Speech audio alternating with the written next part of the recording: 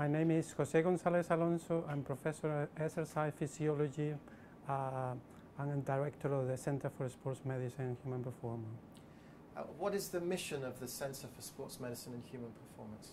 The mission of the center is to improve our knowledge of the factors that limit human performance. What sort of research do you do specifically?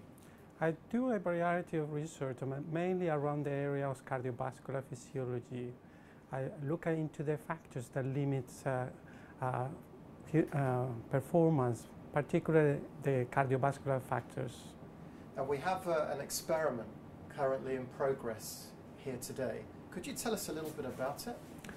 One aspect of our interest is what happened to the human circulation under conditions such as heat stress. When the ambient temperature is very high, normally blood flow across the body increases. We are interested in what happened to the skeletal muscle, to the muscles.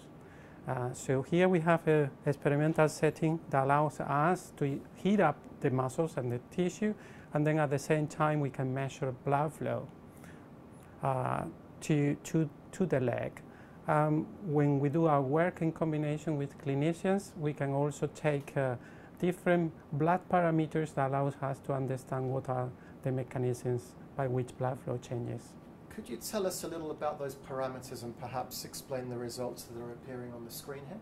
Okay, so first what you see on the screen, it is in order to measure blood flow, you have to first identify the vessel that of your interest, in this case the common femoral artery, and you can actually see it there. Once you have identified the vessel, you can measure the velocity of the flow. As you can see, velocity changes in accordance to the cardiac cycle, and we can average the velocity profile over 12 seconds and we get an average blood flow response.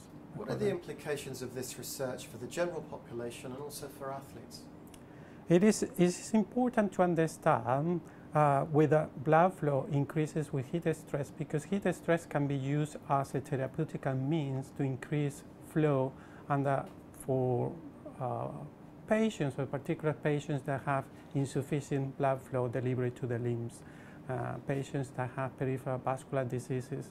So that's help us, this particular population. Athletes are also benefit from this knowledge, because it is well recognized that performance is impaired in conditions of heat stress.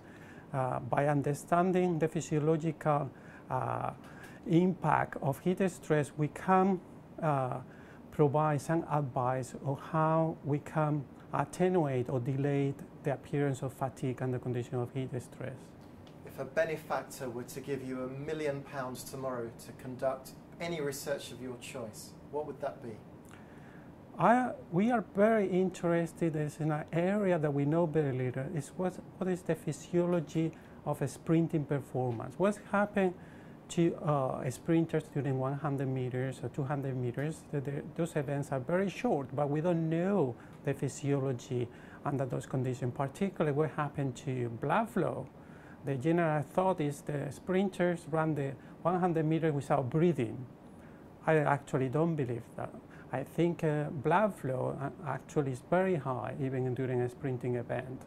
So being able to characterize that, it will be of great interest, and I will use my $1 million to establish a research group just focus on that.